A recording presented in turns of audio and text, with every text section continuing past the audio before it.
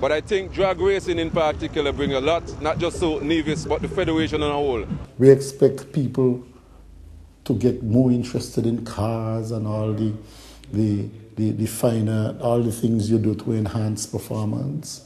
So we expect mechanics and auto spare parts owners to come in on the action. They are the ones who stand to benefit a lot from this, the small business people for sure. We take the view, when you come to Nevis for drag strip, I'm the Minister of Community Development, you're not staying in community centers. No, you come to drag race, you come to spend some money in the country. So you come here, you check in at whatever, hotels, guest houses, you come in, you pay and you go to drag race.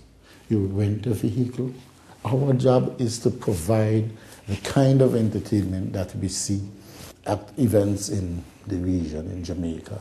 We are going with them to work along with the Drag Racing Association and the Ministry of Sport to put together a major program of development. The government has already set up a drag racing unit. We are way ahead of what will normally happen. And this has not come from us, this has come from others. In addition, the people of Tartula have come. Other people who have been involved in the drag racing business don't have such a facility. So we built the facility first.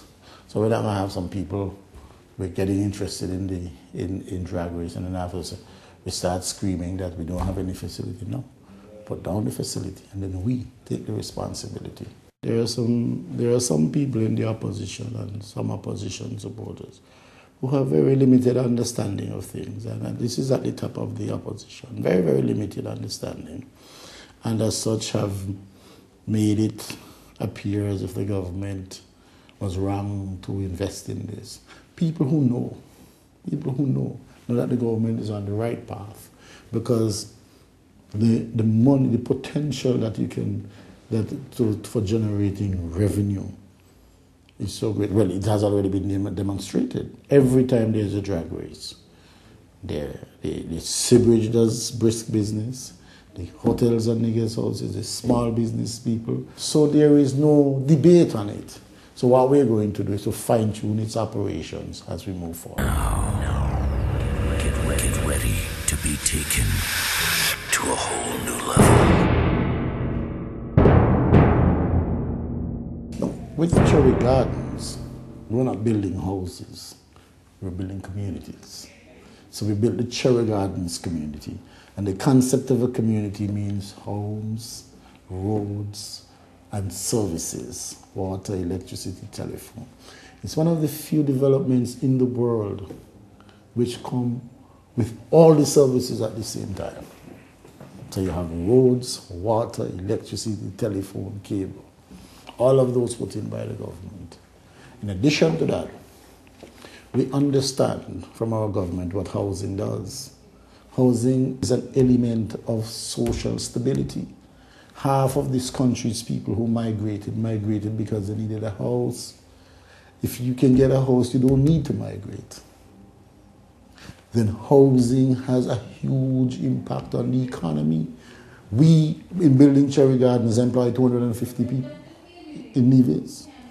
The people in Nevis who sell building materials, that was their day. You see the effect?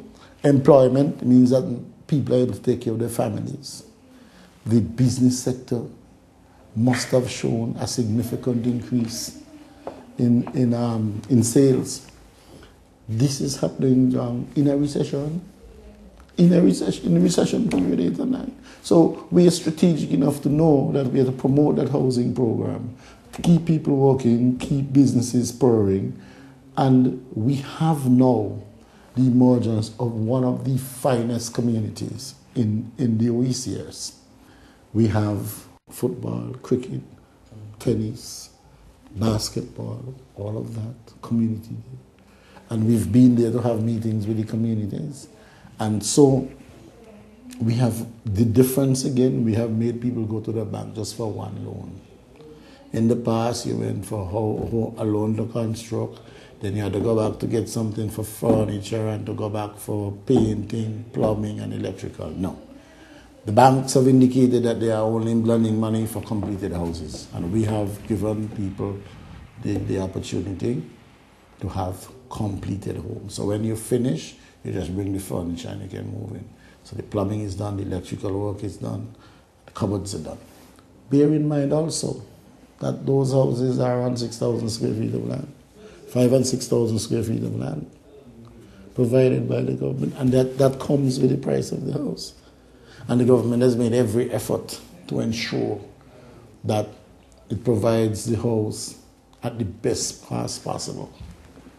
Bearing in mind that when you compare this to the private sector, you're still seeing tremendous savings. I think most people building a 2-bedroom home can easily save $30,000 and $40,000, I would say, $40,000 to $50,000 for a 3-bedroom home, but less than if they bought it in the private sector.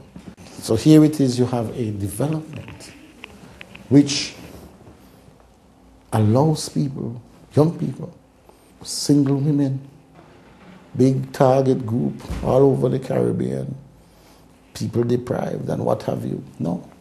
In Nevis, they own many of those homes. There are some 117 homes there. And there are different designs, several designs. So you can pick your design, pick your colors, and so on, and be engaged at all levels. And so we are saying that development is a flagship development of the government. The people who are there should really be rolling with the government and show its appreciation and back the government and support the government, because you have gotten an improved product for a reasonable price. Housing is a major issue. A man spends most of his entire life trying to make sure he can pay for a house. And if he begins at 20, the chances are he can finish at 50. Okay? So when we can provide housing, not just in Cherry Garden, my constituency, but in Church Ground as well, there are houses there. And in Bath there are houses, Prospect Palms there are houses, so there are different housing projects in St. John's. Fortunately in St. John's, it has a lot of the government's estates. In St. John's, a lot of the land owned by government is found in St. John's. So we can do a number of things there.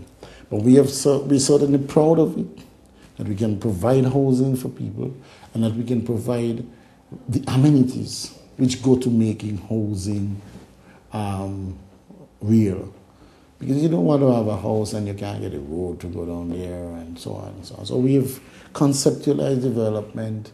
You know why? Because we are of the view that people are the most important aspect of development, that we should treat people properly. We should have an approach to dealing with people which suggests to them that we care, an approach which suggests to them that they are important to us, an approach which suggests to them that we value them. And that is what guides our approach in dealing with all of these issues to do with housing.